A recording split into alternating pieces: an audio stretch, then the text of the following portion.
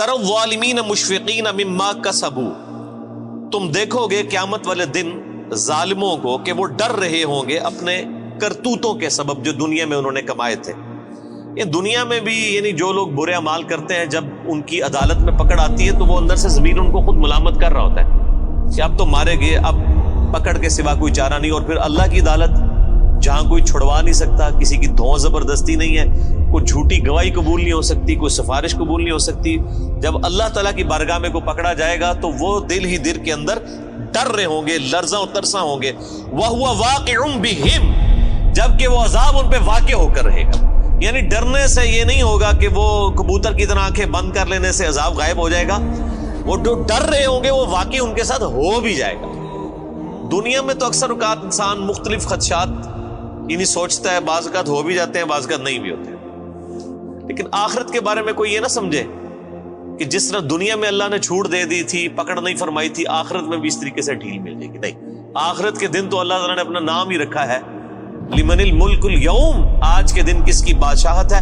للہ الواحد القہار، اس اکیلے قہار کی بادشاہت۔ اللہ نے قیامت کے دن اپنا نام غفور الرحیم نہیں رکھا ہوا، قہار رکھا ہوا، چھایا ہوا سب پر۔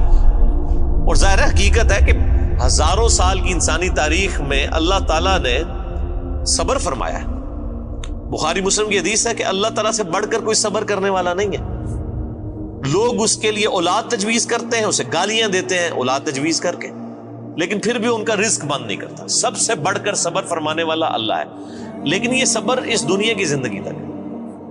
آخرت کی زندگی میں اللہ تعالیٰ نے پھر کسی کا لحاظ نہیں کرنا، حق کا وہ تو پھر واضح آ گیا۔ وَمَن يَعْمَلْ مِثْقَالَ ذَرَّةٍ خَيْرًا يَرَهُ وَمَن يَعْمَلْ مِثْقَالَ ذَرَّةٍ شَرًّا يَرَهُ، جس نے ذرے کے برابر بھی نیکی کی ہوگی وہ بھی پیش کر دی جائے گی، اس کے سامنے رکھ دی جائے گی، اور جس نے ذرے کے برابر گناہ بھی کیا ہوگا وہ بھی سامنے رکھ دیا جائے گا۔ یہاں تو اکثر لوگ کہہ دیتے ہیں جی اللہ تعالیٰ نے چھوٹی چھوٹی گلاں نال کی لینا دینا، اور اللہ تعالیٰ ہمارا ذرے کے برابر بھی نیکی کی اجر پاؤ گے، اور ذرے کے برابر گناہ بھی کیا اس کا پھر تم انجام دیکھ لو۔ والعیاذ باللہ تعالی۔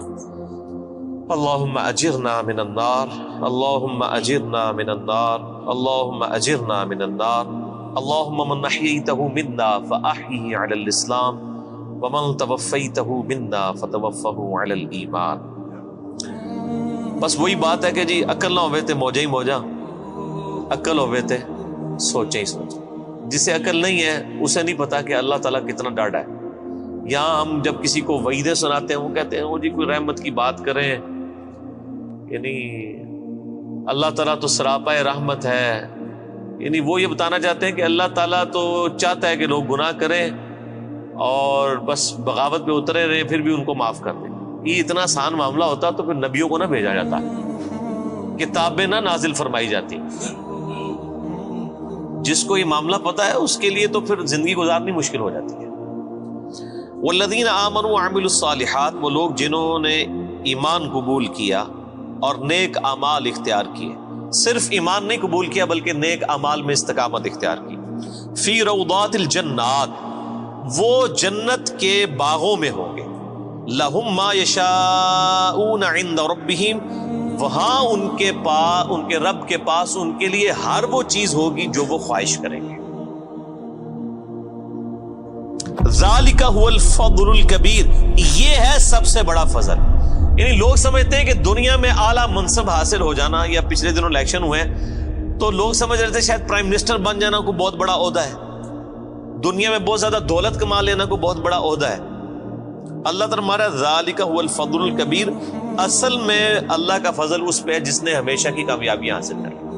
اور لاجیکل بات ہے میرے بھائی، ایک بندے کو بتایا جائے کہ آپ کو اتنی ساری ایفرٹ کے اگینسٹ جو ہے وہ 3 منٹ کے لیے جو ہے وہ بادشاہی ملے گی، اور دوسرے کو بتایا جائے کہ آپ کو اتنی ہی ایفرٹ کے اگینسٹ ہمیشہ کی بادشاہت ملے گی، جس میں موت بھی نہیں آئے گی، جس میں زوال بھی نہیں ہوگا، جس میں بڑھاپا بھی نہیں آئے گا، جس میں بیماری بھی نہیں آئے گی۔ تو کون سا بیوقوف آدمی ہے جو یہ 3 منٹ کی، اور یہ 3 منٹ کی زندگی آخرت کے مقابلے پہ، آخرت کا جو ایک دن ہے وہ 50,000 سال کا دن ہے، قرآن حکیم میں آیا سورۃ الحاقہ میں۔ تو آخرت کا جو ایک دن ہے اس کے مقابلے پہ 60 سال کی زندگی 3 منٹ بنتی ہے آلموسٹ.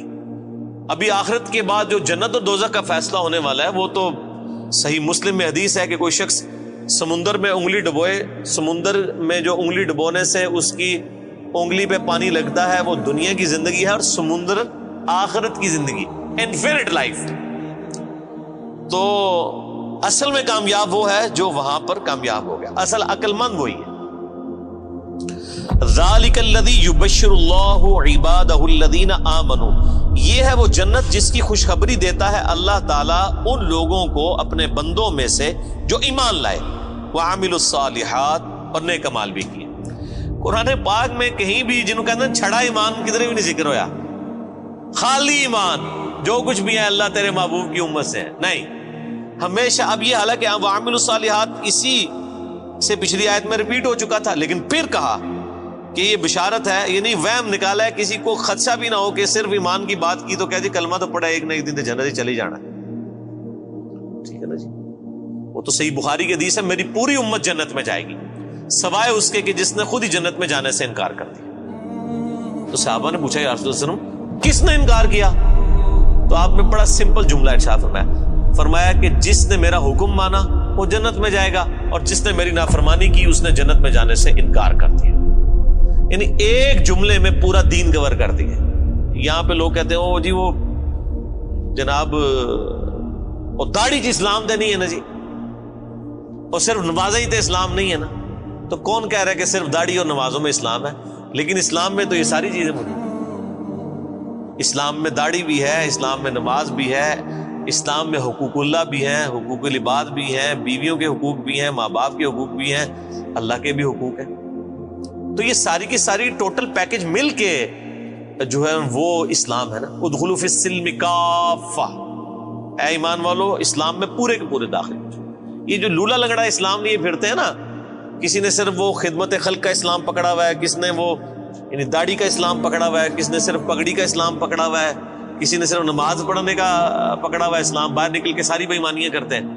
یہ جزوی اسلام اللہ تعالیٰ کو نہیں چاہیے. اس اسلام کی تو مثال کسی شخص کے ایسے نامہ اعمال کا تالاب ہے کہ جس کے اندر مسلسل گٹر کا پانی گر رہا ہے, وہ صاف ستھرا پانی کسی کے کوئی کام نہیں آئے گا. جب اس کے اندر گٹر کا پانی گر رہا ہے اس ملاوٹوں کے ساتھ, حرام خوریوں کے ساتھ, حق تلفیوں کے ساتھ, بدماشیوں کے ساتھ, اس طرح کا دین تو اللہ تعالیٰ کو نہیں چاہیے. اللہ تعالیٰ تو کہتا ہے ٹوٹل پیکج لینا ہے, جس نے داخل ہونا ہے اسلام میں پورے کا پورا داخل ہو, ادروائز اللہ تبارک و تعالیٰ اس کا اسلام جو ہے نا وہ اس کے منہ پہ مار دے گا قیامت کے دن. جن لوگوں نے نبیوں کی صحبت کی ہوئی, اگر انہوں نے بھی ٹرو رسپانس نہ کیا ان کی پکڑ ہو جانی ہے, باقی تو کسی کھاتے میں نہیں. تو اللہ تعالیٰ بارہ کہ اس کی بشارت دیتا ہے اللہ تعالیٰ اہل ایمان میں سے اپنے ان بندوں کو جو ایمان لائے اور نیک اعمال اختیار کیے.